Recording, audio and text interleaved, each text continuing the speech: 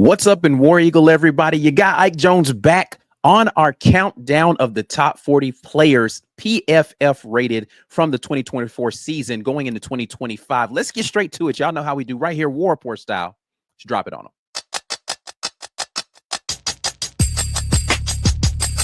You are now listening to the War Report. Morning drop. It is Monday, July the 7th, and we are here inside of the Auburn Express powered by the War Report. Today's show, as always, brought to you by the good folks over at Rogue Shop, America's #1 online dispensary.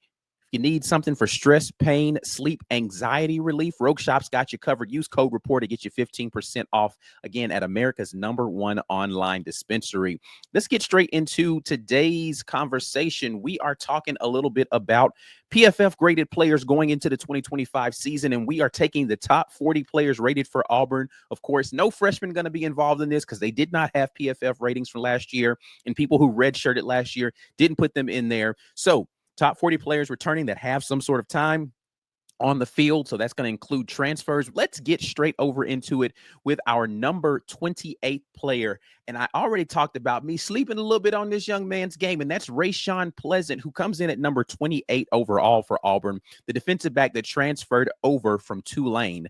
Rayshawn Pleasant, as it stands here, 480 snaps last season, a 65.1 overall with a run defense grade of 44.6, tackling grade of 54.7, and a pressure grade of 51.9.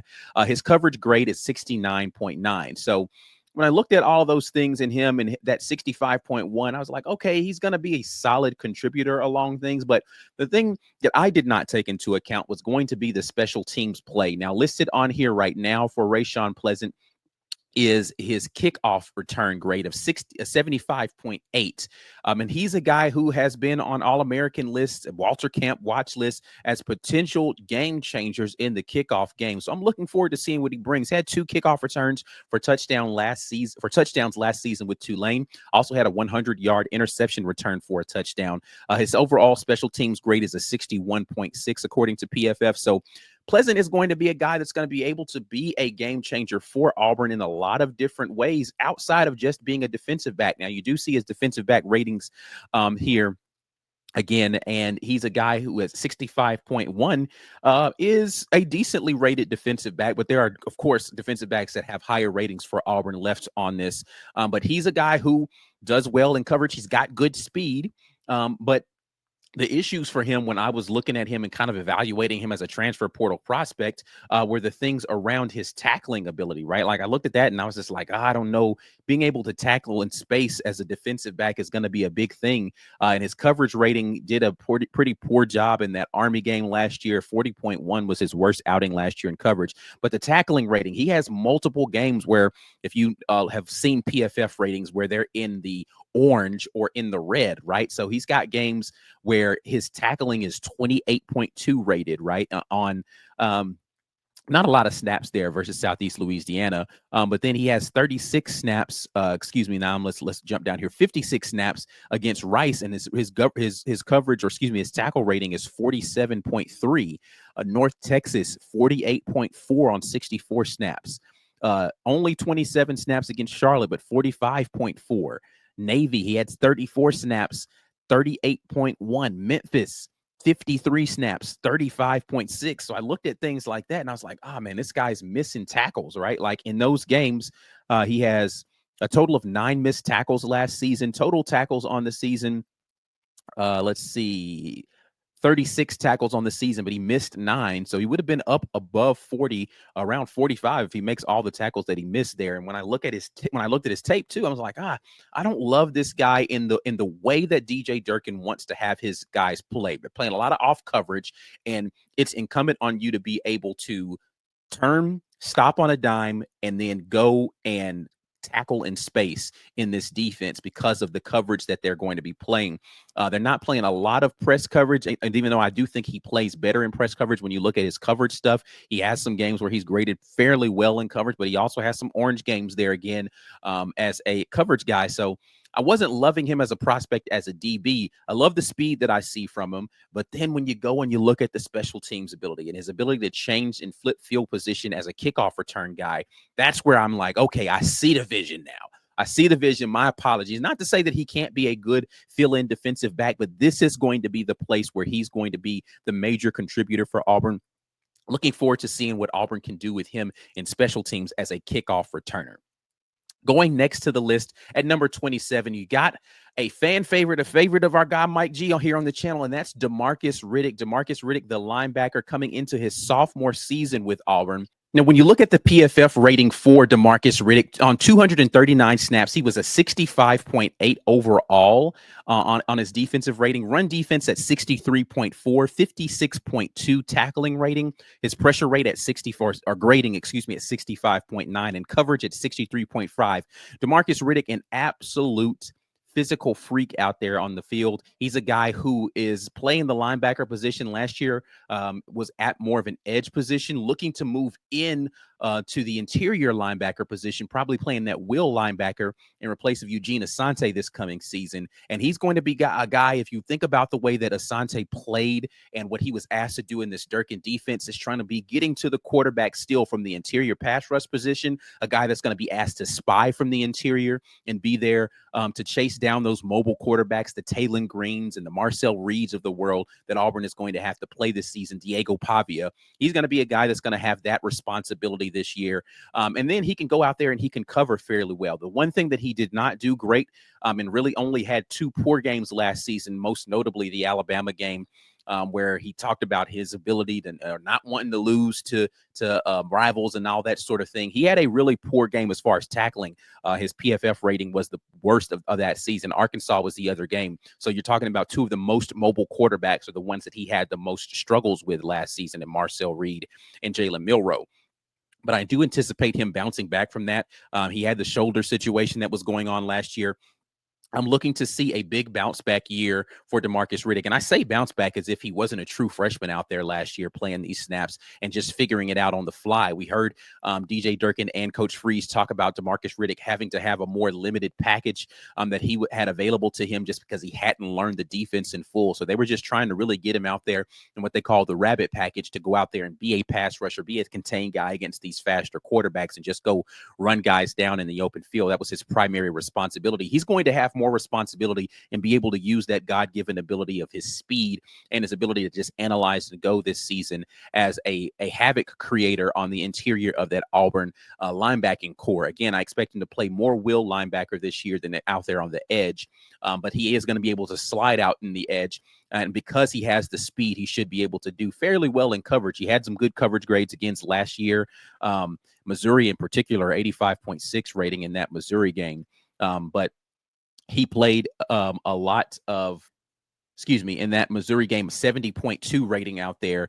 But he had a lot of situations last season where he was asked to do a lot of things off of the edge. Played some will linebacker last year, and some mostly playing on the outside. But the games where he played the will linebacker were Alabama A&M and Vanderbilt, and then Texas A&M, and those were some of the better games he had on the season. Now, he didn't play a lot of snaps in that A&M game, so the ratings there aren't going to be as robust, but he did play well in the games where he was playing on the interior. Expect him to do that a lot more this coming season, and look forward to seeing a year two sophomore transition for a guy who's had more time to be able to know what he's doing in this defense.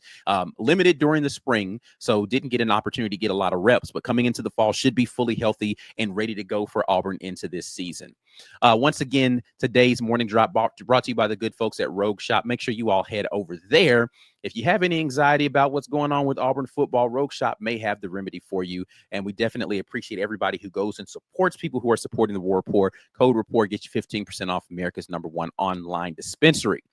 Moving right along with the rest of this countdown, we go to number 26, and that is one Horatio Fields, the transfer wide receiver over from Wake Forest. Now, Horatio Fields is a guy who I've done a film review on and looked at a little bit of his ability out there on the field. And he absolutely has a huge catch radius and is a guy that can come in and make an instant impact in that wide receiver room that is absolutely loaded. When you look at the PFF numbers for him, he had 671 snaps last season, 66.3 overall rating there, with his ability to receive at 65.4.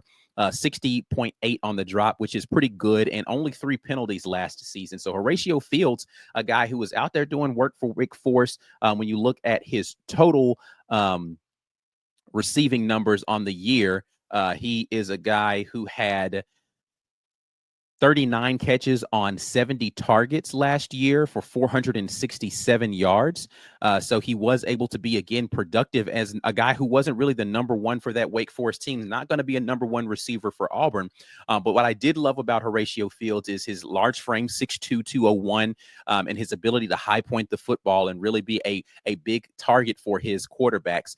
And then what I do love about him as well is he has some physicality at the catch point to be able to make contested catches. The thing I didn't love about it, and if you haven't seen the film review, you haven't heard me say this, I didn't love how physical he or seemed to lack the physicality in the pass blocking game when he was out there on those flare screens that they were running a little bit, and in the run blocking game when he had to secure the edge or have to be able to crack down as a blocker from the outside coming in on a linebacker or a safety in the box. Didn't love the physicality that I felt like he brought to the run blocking game, but I love his physicality at the catch point. I think he can be another one of those large targets that is going to be there on 3rd and short or 3rd and medium situations where you want to just box a guy out and throw it to your big receiver. Horatio Fields can be that guy. He can be a red zone target in there for Auburn immediately.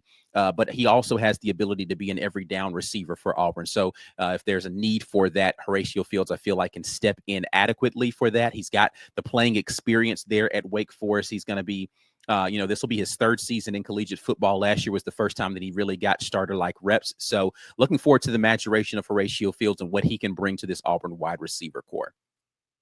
Moving on to the last on our list from today, we're going to talk about Quientrail Jamison-Travis, the defensive lineman for Auburn. And he's a guy who's going to bring a lot of experience to this Auburn interior defensive line. I had him penciled in as potentially being the nose tackle for Auburn starting this season because of his experience. He's going to have a battle on his hands with the likes of guys like James Ash, the transfer over from Florida A&M.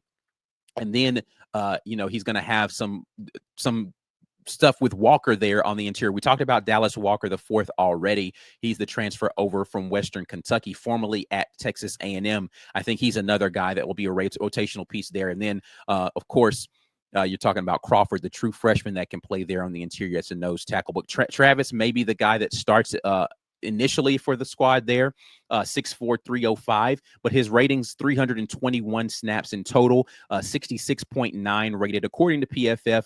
His run defensive grade at 62.8 and his tackling at 62.5, a pressure rate of 67.6, pretty good as an interior pass rusher. But he'll be playing some of the nose tackle, some of the defensive tackle for Auburn along that interior defensive line, and looking forward to seeing him mature within this offense. This is going to be a prove-it year, a year where he's going to be looking to go get paid in the NFL after this season is done.